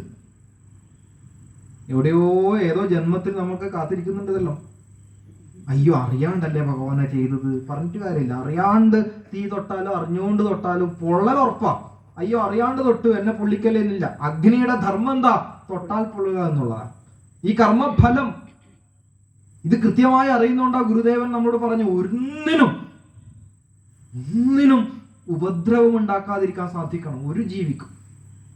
എന്നിട്ടാണ് രണ്ടാമത് ഗുരുദേവൻ പറഞ്ഞ കരുണാകര നിൻ തിരുമൈ വിട്ടകലാതുള്ള ചിന്തയും, അല്ലെ. ഉറുമ്പ് അത്ര നിസ്സാരമായിട്ട് കാണേണ്ട ജീവിയല്ല. കഠിനാധ്വാനത്തിന്റെ മൂർത്തിമദ്ഭാവമാണ് ഉറുമ്പ്, അല്ലെ. തന്റെ ശരീരഭാരത്തെക്കാളും കൂടിയ സാധനം എടുക്കാൻ കേൾപ്പുള്ള ജീവി ഉറുമ്പേ. ഉറങ്ങലില്ല ഈ സംഭവം, നിങ്ങൾക്കറിയാം. നമ്മളൊക്കെ ഒരു മിനിറ്റ് കിട്ടിയാൽ മതി, പ്രഭാഷണം ആയിക്കോട്ടെ എന്തായിക്കോട്ടെ, അല്ലെ. ഒരു മിനിറ്റ് കിട്ടിയാൽ നമുക്ക് ഇഷ്ടം എന്താ? വേഗം മയങ്ങത്ത്, അല്ലെ. എപ്പോഴും പണിയെടുക്കുക. ഉറുമ്പിന്റെ പ്രത്യേകതയാണ് ഫുൾ ടൈം വർക്ക്. എന്നിട്ട് ക്ഷീണം പിടിക്കുന്നുണ്ടോ? ഇല്ല, ഒന്നുമില്ല. അത് ആ രീതിയിലാണ് അതിന്റെ ശരീരഘടന. ആ ഉറുമ്പിനെ വെച്ചോണ്ടാണ് കവികൾ പാടിയിട്ടുള്ളത്. ഗച്ഛൻ പിപീലികോയാദി യോജനാനാം ശതാന്യപി അഗച്ഛൻ വൈനദേയോപി പതമേകം ന ഗച്ഛതി. ഗച്ഛൻ പിപീലികോയാദി, അല്ലെ, സഞ്ചരിക്കുന്നതായ ഉറുമ്പ്. അത് യോജനാനാം ശതാന്യപി 100 യോജന പോലെ എത്തുന്ന പറയും. ഒരു ഉറുമ്പ് നടക്കാൻ തുടങ്ങിയ നടന്നിട്ട് തന്നെ പോകണമെന്നില്ല അല്ലെ.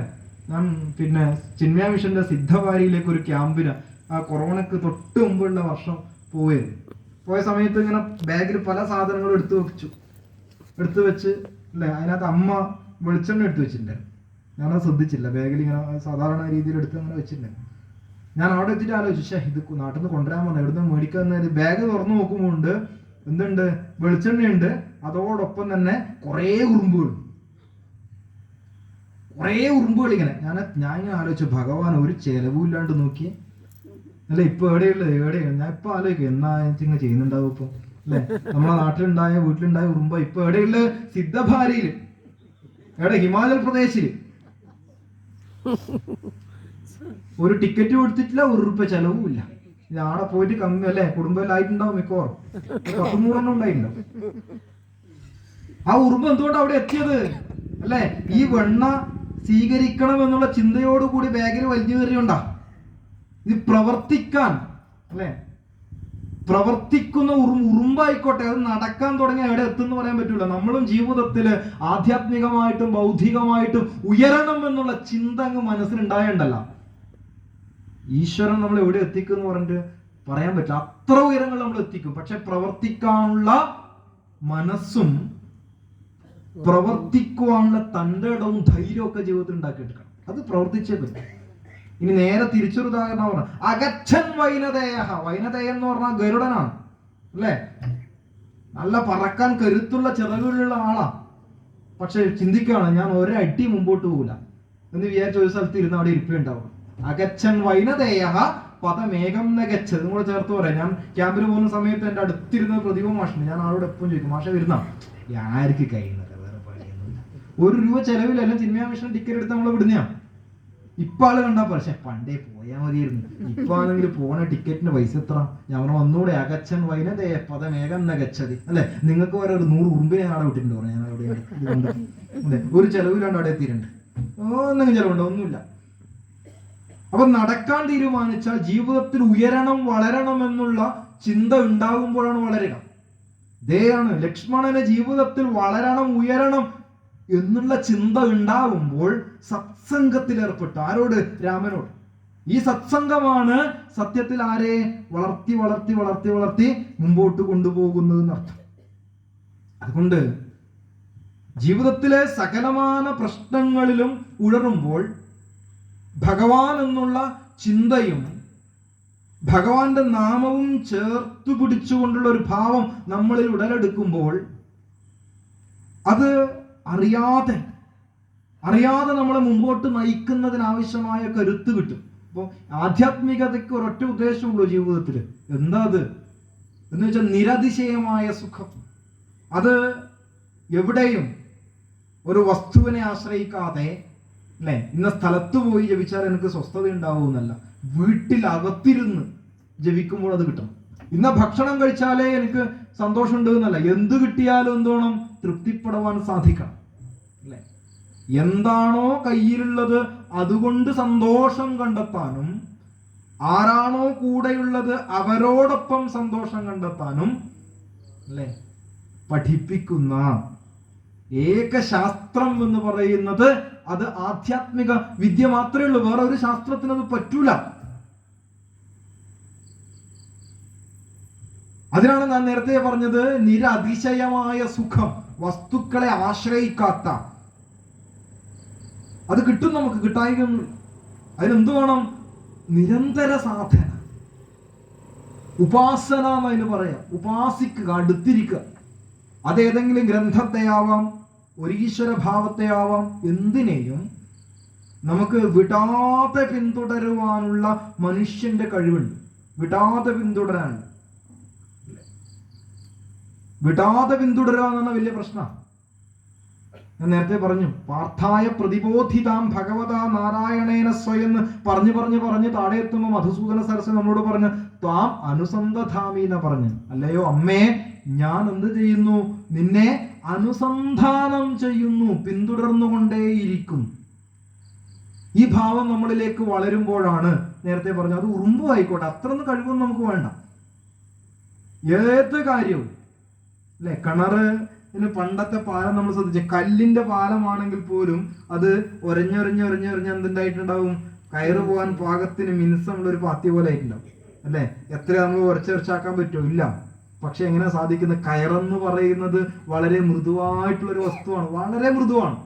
കല്ലെന്ന് പറയുന്നത് എന്താണ്? വളരെ ഗാഠമായിട്ടുള്ള വസ്തുവാണ്. ഒന്ന് സ്നിഗ്ധവും സ്വഭാവം കൊണ്ട് വിപരീത തലത്തിൽ നിൽക്കുന്ന രണ്ട് വസ്തുക്കളാ. പക്ഷെ എന്താ സംഭവിക്കുന്നത്? ദീർഘകാല നൈരന്തര്യ പ്രവർത്തനം വരുമ്പോൾ അല്ലെ, ഒരു യോഗസൂത്രത്തിലെ വളരെ പ്രധാനപ്പെട്ട ഒരു സൂത്രമാണ് സത്വ ദീർഘകാല നൈരന്തര്യാണ് എന്ന് പറയും. ഒരു കാര്യം നമുക്ക് റിസൾട്ടിലേക്ക് എത്തിക്കുവാൻ സാധിക്കുക ദീർഘകാലം ചെയ്യണം. പിന്നെന്ത് വേണം? നൈരന്തര്യമായിട്ട് ചെയ്യണം. ഈ രണ്ട് പ്രവർത്തനവും ചേരുമ്പോഴാണ് ഫലം വന്നു ചേരുക. ഏത് കാര്യവും അതെ. അതുകൊണ്ടാണ് ഈ മണ്ഡലകാലമൊക്കെ 41 ദിവസം ചെയ്യുമ്പോൾ നമ്മുടെ സ്വഭാവമായി മാറും. സ്വഭാവം മാറ്റാൻ വലിയ പണിയൊന്നുമില്ല അല്ലെ. പണ്ടാരോ പറഞ്ഞാലേ ചായ കൂടി നിർത്താൻ എന്ത് എളുപ്പം പറയാം. ഞാൻ തന്നെ 10-20 നിർത്തിയിട്ടുണ്ടെന്ന് പറഞ്ഞു അല്ലേ. അല്ലെ, എളുപ്പമുള്ള കാര്യമില്ല, അങ്ങനെ നിർത്താൻ പറ്റും. 25-30 ഞാൻ നിർത്തിയിട്ടുണ്ട്, ഭയങ്കര എളുപ്പമാന്ന് പറഞ്ഞു. എളുപ്പമല്ല. സ്വഭാവം ആർക്കും മാറ്റാം. പക്ഷേ അതൊരു നിഷ്ഠയായി കഴിഞ്ഞാൽ മാറ്റണേ വലിയ പ്രശ്നം. നിഷ്ഠ എത്ര ദിവസം ചെയ്യണം? 108 ദിവസം ചെയ്താൽ ഒരു കാര്യം ജീവിതത്തിൽ എന്തായി? നിഷ്ഠയായി മാറി. പിന്നെ അത് മാറൂല അല്ലെ. എത്ര പനി വന്നാലും രാവിലെ എണീച്ചാൽ പല്ല് കേൾക്കൂലേ? എന്തായാലും ചെയ്യും, ഉറപ്പാ അല്ലെ. അത് 108 1008 ഇങ്ങനെ ചെയ്ത് ചെയ്ത് ചെയ്ത് ജീവിതത്തിന്റെ എന്തായി? ജപം വേണം നമ്മൾ മാറ്റി വെക്കും. പക്ഷെ പനിയല്ലേ, കുളിച്ചിട്ടില്ല, ഇന്ന് പോട്ടെ. പക്ഷെ നമുക്ക് പല്ല് തേക്കൽ ഒഴിവാക്കാൻ പറ്റൂല. കാരണം എന്താ? ചെയ്ത് ചെയ്ത് ചെയ്ത് ജീവിതത്തിൽ ഒരു നിഷ്ഠയായി പതിഞ്ഞ കാര്യമാണത്. അപ്പോ ഏതൊരു കാര്യമാണോ നിഷ്ഠയായി മാറുന്നത് അത് പോവില്ല പിന്നെ. അപ്പൊ എന്തെങ്കിലും ഒരു ഉപാസന കാര്യത്തെ നമുക്ക് കടന്നാല്, ഞാൻ നേരത്തെ സൂചിപ്പിച്ചത് 108 ദിവസം അടുപ്പിച്ച് ചെയ്യണ വലിയ പ്രശ്നമാണ്. എന്തായാലും മുടങ്ങും, ഉറപ്പാ. നമ്മൾ നോക്കി അല്ലേ, എന്തായാലും മുടങ്ങും. കുട്ടികളൊക്കെ പ്രത്യേകിച്ച് സ്കൂളിൽ പോകുന്ന കുട്ടികൾക്കല്ല, ഒരുവിധം ഓണാവധിക്ക് ശേഷം ട്രാക്കിലേക്കായ സമയം ഇതേ വരുന്ന ക്രിസ്മസ് അവധി 10 ദിവസം എല്ലാം കഴിഞ്ഞു. ഇനി എല്ലാം എണീക്കും, 11 മണി 12 മണിക്ക് എണീക്കുക. ആ 10 ദിവസം കൊണ്ട് എല്ലാം നശിപ്പിച്ചു അല്ലെ. ഇനി ആദ്യം ഒന്നും കൂടെ ട്രാക്കിൽ എത്തുമ്പോഴത്തേക്ക് 2 മാസം പൂട്ട് തീർന്നു അല്ലെ. ഇപ്പൊ സ്കൂള് പൂട്ടലില്ല, ചാരിടലേ ഇല്ലു, മൊത്തം ക്ലാസ്സുകളാ അല്ലെ. എന്നോടൊരു കുട്ടി ചോദിച്ചു, മാഷേ ക്രിസ്മസിന് പൂട്ടുന്നില്ലേ? ഞാൻ ഇല്ലടാ, ഇപ്രാവശ്യം ചാരുന്നേ ഇല്ലു, കാരണം പാഠം തീരൂല, അതുകൊണ്ട് മൊത്തം കലോത്സവം ഇതെല്ലായതുകൊണ്ട് തീരണ്ടേ, അതുകൊണ്ട് പൂട്ടില്ല. അതുകൊണ്ട് നിരന്തരമായ പ്രവർത്തനത്തിൽ, അത് അവധി കൊടുക്കാതെയുള്ള പ്രവർത്തനം. സൂര്യനെ നമ്മൾ കാണുന്നില്ലേ, ഏതെങ്കിലും ഒരു ദിവസം ലീവ് ഉണ്ടാകും? എല്ലാ ദിവസവും പ്രവർത്തനം. ദിവസവും പ്രവർത്തിക്കുമ്പോഴാണ് ഈ കരുത്ത് കിട്ടുക. ദിവസവും അത് പ്രത്യേകിച്ച് ആധ്യാത്മിക പന്ഥാവിലുള്ളവർക്ക് നിരതിശയമായിട്ടുള്ള പ്രവർത്തനം എല്ലാ ദിവസവും. അതാണ് ഞാൻ പറഞ്ഞത്, ഉപാസനയ്ക്ക് ചേർത്ത് പിടിക്കേണ്ട ഗ്രന്ഥങ്ങളില് ഇത്തരം കാര്യങ്ങൾ നമ്മൾ ഇങ്ങനെ വായിച്ചും പഠിച്ചും ചിന്തിച്ചും ഇരിക്കുമ്പോൾ അല്ലേ നമുക്ക് തോന്നും, അടുത്തവര് നോക്കാം, ലക്ഷ്മിയും അസ്ഥിരയല്ലോ മനുഷ്യർക്ക്, നിൽക്കുമോ യൗവനവും പുനരധ്രുവം എന്ന് എഴുത്തച്ഛൻ ചോദിക്കുന്നു. ലക്ഷ്മി അല്ലെ, ഐശ്വര്യം അല്ലെ. ലക്ഷ്മിയുടെ ചിത്രം തന്നെ നമ്മൾ കണ്ടിട്ടുണ്ടാവും അല്ലെ.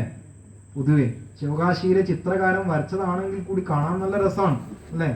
താമരയുടെ മുകളിൽ ഇങ്ങനെ എണീച്ച് നിന്നിട്ടേയില്ല, ഇരുന്നിട്ടുള്ള രൂപമുണ്ട്. പൊതുവെ ആ നിപ്പ് തന്നെ കണ്ടാലേ ഓടിപ്പോകാൻ വേണ്ടി നിൽക്കുന്നതാണ് അല്ലെ. പണത്തിന്റെ പ്രത്യേകത അതാണ്. പണം ഇന്ന് വരും നാളെ പോകും, പക്ഷെ മറ്റന്നാൾ വരൂല, അതതിന്റെ പ്രശ്നം. അങ്ങനെ പൊതുവെ അങ്ങനെയാണല്ലോ മനുഷ്യൻ. ഇപ്പൊ ധനം അല്ലെ, ലക്ഷ്മിയുടെ ചിത്രം തന്നെ നമ്മൾ കണ്ടിട്ടുണ്ടാവും അല്ലെ. ധനം ഇങ്ങനെ ശേഖരിക്കുന്നതോട് കൂടി തന്നെ കയ്യിൽ നിന്ന് ഇങ്ങനെ പോകുന്നുണ്ട്, കണ്ടിട്ടുണ്ട് നിങ്ങൾ അല്ലെ. ആ ചിത്രം നോക്കിയൊന്നും അല്ലെ. അപ്പൊ അത് കൂടാനുള്ള മാർഗം എന്ന് പറഞ്ഞാൽ എന്താണ്? കൊടുക്കല.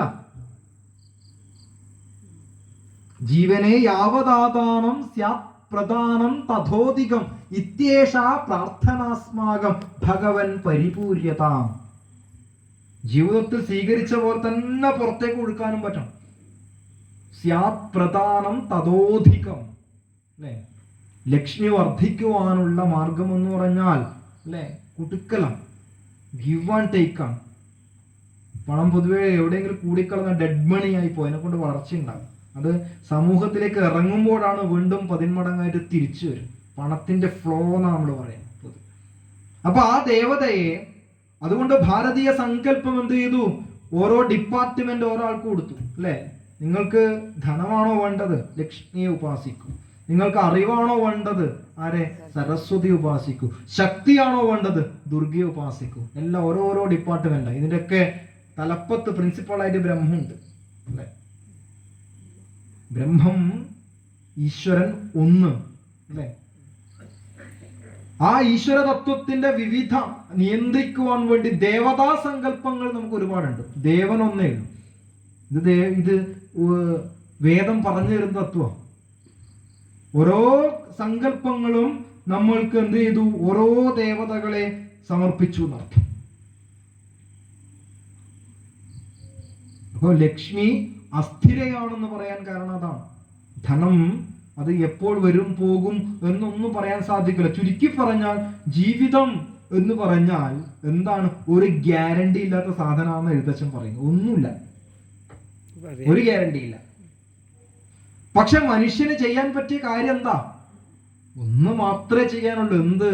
അവനവന്റെ ഉള്ളിലേക്ക് നോക്കിയിട്ട് അവനവന്റെ ഈശ്വരനെ നിരന്തരമായി ഉപാസിച്ച് അനുഭൂതിയുടെ തലത്തിൽ ഇരിക്കുക. അപ്പോൾ എന്ത് സംഭവിക്കും? നേരത്തെ ഞാൻ സൂചിപ്പിച്ചതുപോലെ സുഖമായിക്കോട്ടെ ദുഃഖമായിക്കോട്ടെ വന്നാൽ നേരിടാനുള്ള ഒരു ആത്മബലം അതിനെ പിൻപറ്റിയിട്ട് വരും. ദുഃഖമധ്യേ സുഖമായും വരും, പിന്നെ ദുഃഖം സുഖമധ്യ സംസ്ഥമായും വരും. നമ്മൾ ഇന്നലെ ചിന്തിച്ച കാര്യം. രണ്ടും അന്യോന്യ സംയുക്തമായി ഏവനുമുണ്ട് ജലഭംഗം എന്ന പോലെ സഖേ അല്ലെ? അതുകൊണ്ട് മനുഷ്യന്റെ കർത്തവ്യം എന്താ? ആകയാൽ ധൈര്യേണ വിദ്വജ്ജനം ഹൃദി ശോകഹർഷങ്ങൾ കൂടാതെ വസിക്കുന്നു. സുഖവും ദുഃഖവും അല്ലെ? സുഖം ഇങ്ങനെ വരുമ്പോൾ സുഖത്തോട് ചോദിക്കണം, എന്ത്? കുറെ കാലം വന്നിട്ട് എന്തേ പോകുന്നില്ലേ? ദുഃഖത്തോടും ചോദിക്കണം, എന്തേ ദുഃഖമേ പോകുന്നില്ലേ? ഇങ്ങനെ മതിയാ? ഇതിന്റെ ഒരു അവസ്ഥയുണ്ട്. ഇതിനാണ് യോഗഭാവം എന്ന് പറയും. മാത്രാ സ്പർശാസ്തു കൗന്ദേയ ശീതോഷ്ണ സുഖ ദുഃഖതാഃ ആഗമാപായിനോ നിത്യാഃ താം തിതിക്ഷസ്വ ഭാരതാം. അർജുനന് ഭഗവാൻ കൊടുക്കുന്ന ഏറ്റവും വലിയ ഉപദേശമാണ് മാത്രാ സ്പർശാസ്തു കൗന്ദേയ ശീതോഷ്ണ സുഖ ദുഃഖതാഃ. അർജുന, നീ ജീവിതത്തിൽ മനസ്സിലാക്കണം, ദ്വന്ദ്വങ്ങളിൽ കടന്ന് കളിക്കുന്നതാണോ ജീവിതം അല്ലെ? ഇപ്പം തണുപ്പാണ്, കുറച്ചാൾ കഴിയുമ്പോൾ ചൂട് അല്ലെ? സുഖം ദുഃഖം, ലാഭം നഷ്ടം, ചൂട് തണുപ്പ്, രാവ് പകല്, ഏറ്റവും വലിയ ദ്വന്ദ്വമാണ് ജനനം മരണം. കഴിഞ്ഞു. ഇതിങ്ങനെ ആടിക്കൊണ്ട് നിൽക്കുകയാണ്. അപ്പം ആഗമം അപായിനം, വന്നും പോയിക്കൊണ്ട് നിൽക്കുന്ന, ഈ വന്നും പോയിക്കൊണ്ട് നിൽക്കുന്നതിന് ആരും വിശ്വസിക്കോ? ഇല്ല അല്ലെ? വന്നും പോയിക്കൊണ്ട് നിൽക്കുന്നതിന് സ്ഥിരത ഉണ്ടാവില്ല. അതുകൊണ്ട് പറഞ്ഞു താം തിതിക്ഷസ്വ ഭാരത. എന്ത് ചെയ്യാ? ഇതിനെ സഹിക്കാൻ പഠിക്കണോ എന്നാ പറഞ്ഞത്. ഇതിനെ, സുഖത്തെയും ദുഃഖത്തെയും സഹിക്കാൻ പഠിക്കണം. അങ്ങനെ പഠിക്കണമെങ്കിൽ എന്ത് വേണം? നമ്മുടെ സുഖം നിരതിശയമായ സുഖം അത് കണ്ടെത്തുന്നത് ആത്മലാഭത്തിൽ നിന്ന് തന്നെ ആയിരിക്കണം, ഒരു സംശയമില്ല. അതുകൊണ്ടാണ് ശ്രീബുദ്ധന്റെ അടുത്തേക്ക് ഒരാള് ജീവിതത്തില് വളരെയധികം പ്രയാസമാണ്, ഭഗവാനെ എങ്ങനെയും രക്ഷപ്പെടാനാവുന്നില്ല, പ്രയാസങ്ങൾ കൊണ്ട് അങ്ങേയറ്റം ബുദ്ധിമുട്ടുകയാണ് ഞാൻ, എന്തെങ്കിലും വഴിയുണ്ടോ എന്ന് ചോദിച്ചു. അപ്പം ബുദ്ധൻ പല കാര്യങ്ങളും ജീവിതത്തിൽ പഠിപ്പിക്കുക ഉദാഹരണങ്ങൾ കൊണ്ടാണ് അല്ലെ? എന്താ ഉദാഹരണം? ബുദ്ധൻ എന്ത് ചെയ്യുന്ന വെച്ചാൽ, വന്ന ആൾക്ക് ഒരു സ്പൂൺ ഉപ്പെടുത്തു കൊടുത്തു. എന്നിട്ട് അദ്ദേഹം പറഞ്ഞു, ഒരു ഗ്ലാസ്സിലേക്ക് ഇട്ടിട്ട് നല്ലോണം കലക്കിക്കോ പറഞ്ഞു, കുടിക്കാൻ പറഞ്ഞു. ഇയാൾ പറഞ്ഞു, വായിൽ വെക്കുമെന്ന് പറഞ്ഞൊന്നും ആവില്ല എന്ന് പറഞ്ഞു. ഇതേ ഉപ്പ് എന്ത് ചെയ്തു? ഇതേ ബുദ്ധൻ അത്രയും ഉപ്പ് വീടിനടുത്തുള്ള ഒരു നല്ല സ്വച്ഛന്തമായ അരുവിയിലിട്ടു. എന്നിട്ട് പറഞ്ഞു, ഒരു സ്പൂൺ എടുത്ത് കുടിക്കാൻ പറഞ്ഞു. ഒരു പ്രയാസമില്ല. അപ്പൊ ഉപ്പില്ല ഇതിനകത്ത്? ഉണ്ടാവും. കുറേ വെള്ളത്തിൽ വീഴുന്ന ഒരു നുള്ളു ഉപ്പിന് എന്തുണ്ടാവില്ല? ഉപ്പുണ്ടാവും അതിനകത്ത്. എത്രയോ അംശം അതിനകത്ത് ഉണ്ടാവും. നാം അനുഭവിക്കാൻ പറ്റുന്നില്ല, നമുക്ക് അറിയുന്നില്ല. അപ്പം ബുദ്ധൻ പറഞ്ഞു, കൊടുത്ത മറുപടി ഇതാണ്, ജീവിതത്തിൽ ഈശ്വരീയത വർദ്ധിപ്പിക്കുക എന്നാ പറഞ്ഞത്. വേറൊരു മാർഗമില്ല. ആധ്യാത്മികമായി കുറച്ചും കൂടെ ആഴത്തിൽ പോകൂ. ദുഃഖങ്ങൾ ഉണ്ടാകുമ്പോൾ ആ ദുഃഖത്തിന്റെ കാരണം അതെന്തോ ആയിക്കോട്ടെ, പക്ഷേ അല്പം കൂടി സാധനയിൽ മുഴുകാനാ പറയുന്നത്. നാമജപവും 1000 പ്രാവശ്യം ജപിച്ച് ഗുണം കിട്ടുന്നതിന് 10,000 ജപിക്ക്, കൂടുതൽ കൂടുതൽ മുഴുകുന്ന പറയും. അപ്പൊ ഇന്നലെ വരെ ഞാൻ നേരത്തെ സൂചിപ്പിച്ചു, ഇന്നലെ വരെ ഭഗവാൻ എന്നെ രക്ഷിച്ചില്ലല്ലോ എന്നല്ല വേണ്ടത് നമുക്ക്. നാളെയും ദിവസം നീണ്ടു കിടക്കുക. നാളെ തീർച്ചയായും എന്നെ കൈവെടിയില്ല എന്നുള്ള ചിന്ത ഉള്ളിലേക്ക് കയറുമ്പോൾ അറിയാതെ നമുക്ക് പ്രവർത്തിക്കാനുള്ള ഊർജവും കരുത്തും അതിലൂടെ കിട്ടും. ആ ഒരു കരുത്താണ് നമുക്ക്, ആ ഒരു സമർപ്പണമാണ് ടോട്ടലി സറണ്ടറിങ് എന്ന് പറയും ചിന്മയാനന്ദ സ്വാമി ഇതിന്. ഭഗവാന് പരിപൂർണ സമർപ്പണം അല്ലെ. ഗീത ഉപദേശിക്കാൻ തുടങ്ങിയപ്പോഴാണ് ഇവിടെ ആദ്യം ആ ഭഗവാൻ തന്റെ ഉപദേശം കേൾക്കുവാൻ പറ്റിയ ഭാഗത്തിലേക്ക് ലക്ഷ്മണനെ ഒന്ന് മാറ്റിയെടുത്തു. നിന്നാൽ അസാധ്യമായി ഇല്ലൊരു കർമ്മവും, എങ്കിലും നീ കുറച്ചേറെ ഞാൻ എന്ന് പറയുന്നത് കേൾക്ക് അല്ലെ. നമ്മൾ നേരത്തെ ഞാൻ പറഞ്ഞ പോലെ വീട്ടിലേക്ക് നിങ്ങളൊന്നും വാങ്ങൂല എനിക്കറിയാം, പക്ഷെ ഞാൻ പറയുന്ന 2 മിനിറ്റ് കേൾക്കണോ, ഈ സാധനം ഒന്ന് പരിചയപ്പെടുത്തിട്ട് എന്ന് പറയും. ഒരു ആദ്യം 2000 രൂപയുടെ സാധനം കാണിച്ചിരുന്നു നമ്മൾ വാങ്ങൂല. അത് വേണ്ട, ഒരു ചായപ്പൊടി ഓക്കെ, നമ്മൾ വിചാരിക്കും വേഗത്തിൽ നടന്നു വരുന്നല്ലേ. ഓനത്ര ഉദ്ദേശമുള്ളൂ, എന്ത് നിങ്ങൾ ഒരു ചായപ്പൊടി പിടിപ്പിക്കുക ആദ്യം. അതുകൊണ്ടാണ് ആദ്യം അല്ലേ, ആദ്യം നമ്മുടെ ജീവിതത്തിൽ ഇടം കണ്ടെത്തി. ആദ്യം അതാണ്. 5 മിനിറ്റ് ഞാൻ പറഞ്ഞോട്ടെ, ഒന്ന് ഇരുന്നോട്ടെ, ഇരിക്കുന്ന എന്താ ബുദ്ധിമുട്ട്, ഒരു ഗ്ലാസ് വെള്ളം തരുമോ, അതും കൊടുത്തു. നമ്മളെ അക്സെപ്റ്റ് ചെയ്ത് എടുക്കുകയാണ്. ഓരോന്നും നമ്മളെ കൊണ്ട് സമ്മതിപ്പിച്ചു.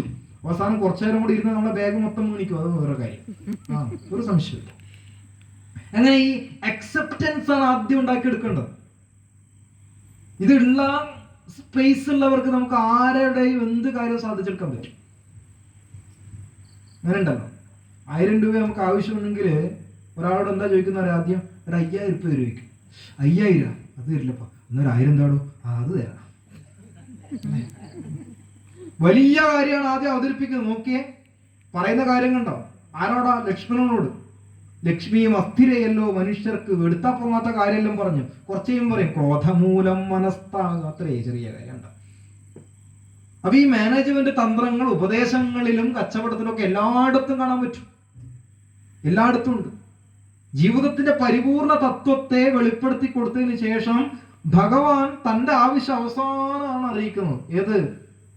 ക്രോധമൂലം മനസ്താപം ഉണ്ടായി വരും എന്നുള്ള വരികൾ അല്ലെ. കോപം ശമിപ്പിക്കാൻ പോകുന്ന ആള് കോപത്തെ കുറിച്ച് അവസാനം സംസാരിക്കുന്നു. വലിയ കാര്യങ്ങളെ അവതരിപ്പിച്ച് അതിന്റെ കൂടെ അല്ലെ. അപ്പൊ ജീവിതത്തിന്റെ ആത്യന്തികമായിട്ടുള്ള തത്വങ്ങളെ മുഴുവൻ അവതരിപ്പിക്കുന്നുണ്ട് ഇവിടെ.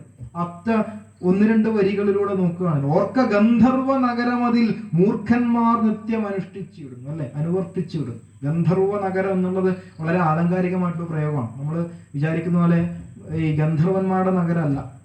രാമായണത്തിന്റെ വ്യാഖ്യാനങ്ങൾ നോക്കിയാൽ മനസ്സിലാവും. മേഘങ്ങൾ ആകാശത്ത് ചേർന്ന് ഇങ്ങനെ നിൽക്കുമ്പോൾ നമുക്ക് താഴെന്ന് നോക്കുന്ന സമയത്ത് ഒരു കെട്ടിടങ്ങളുടെയും നഗരത്തിന്റെ ഒരു പ്രതീതിയിലുണ്ടാവും. അങ്ങനെ ഉണ്ടാവും. നോക്കിയേ അല്ലെ, ആകാശത്തേക്ക് നോക്കുന്ന സമയത്ത് നമുക്ക് അങ്ങനെ തോന്നുമല്ലോ. കവികൾ പ്രത്യേകിച്ച് അപാരേ കാവ്യ സംസാരേ കവി രേഖ പ്രജാപതി എന്നാ പറയാം. കവി നമ്മളിങ്ങനെ മേലേക്ക് നോക്കി നോക്കുമ്പോൾ അതേ കവി നമ്മളോട് പറയും, എടോ നിങ്ങൾ നോക്കുന്നത് എന്താണെന്നറിയോ, നിങ്ങൾ നോക്കുന്നത് സമുദ്രമാണ്. നക്ഷത്രങ്ങളാകുന്ന മീനുകൾ അല്ലെ, ചന്ദ്രക്കലയാകുന്ന തോണി, നീലയാകുന്ന വെള്ളം. നമ്മളും തോന്നുന്നു നമ്മൾ കടലാ നോക്കുന്നു. മനസ്സിലായില്ലേ? മേലേക്ക് നോക്കിയിട്ട്. ഈ കവികളുടെ പ്രത്യേകത അതാണ്. നമ്മൾ പറഞ്ഞു അതിലേക്ക് എന്ത് ചെയ്യും, ഇങ്ങനെ എത്തിക്കും. നമ്മൾ ഇന്നലെ സൂചിപ്പിച്ചു, കാവ്യത്തിന്റെ ഉപദേശം അങ്ങനെയാണ്. കാന്താ സംഹിതതയാ ഉപദേശയുചേ. ഭാര്യ ഉപദേശിക്കുന്ന പോലെ, കാമുകി ഉപദേശിക്കുന്ന പോലെ ഉപദേശിക്കും. ഭാര്യ ഉപദേശിച്ചാലും കേൾക്കുന്നില്ല അവർക്കാരും, പക്ഷെ കാമുകി ഉപദേശിച്ചാൽ എല്ലാവരും കേൾക്കുന്ന പറയും. അങ്ങനെയുണ്ട്. കാന്ത എന്ന് പറഞ്ഞാൽ തന്നെ അതിൽ നിന്നുണ്ടായ വാക്കാണ് കാന്തം, ആകർഷിക്കുന്ന സ്വഭാവമുള്ളത്.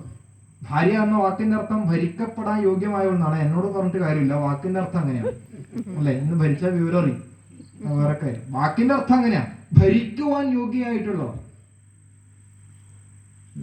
അർത്ഥം അങ്ങനെയാണ് വാക്കിന്റെ. പക്ഷെ ഭരിക്കണോ വേണ്ടോ എന്ന് നമ്മുടെ ആരോഗ്യത്തിനനുസരിച്ച് തീരുമാനിക്കുക. ചിലപ്പോ എല്ലിന്റെ എണ്ണം കൂടും, പല്ലിന്റെ എണ്ണം കുറയും ഭരിക്കാൻ പോയാൽ. മനസ്സിലായില്ല? വാക്കിന്റെ അർത്ഥം അങ്ങനെ, അതേ നമുക്ക് പറയാൻ പറ്റുള്ളൂ.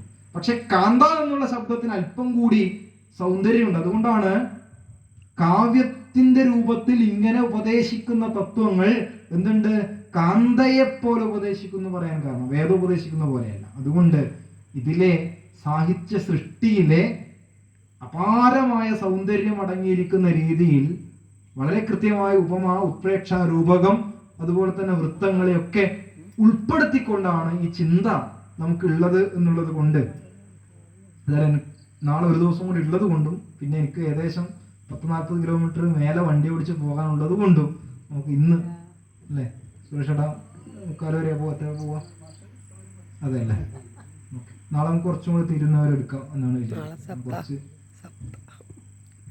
ഇല്ല, കടലായി സപ്താഹം എന്ന് പറയാം. നാളെയാ നാളെ മഹാത്മ്യം തുടങ്ങുന്ന ദിവസം. ആ അപ്പം അല്ല അത് തണിക്കാം. ഈ സമയത്ത് അവിടെ പ്രഭാഷണം ഇരിക്കുന്നു. ഓ അതെയാ, മഹാത്മ്യ പ്രഭാഷണം ഉണ്ടാകുന്നു. അതെയാ. നമുക്ക് പറ്റുന്നവർ അല്ലേ, എന്നല്ലേ പറയാൻ പറ്റുള്ളൂ. അതെ എല്ലാവരും. അപ്പം അതുകൊണ്ട് നമുക്ക്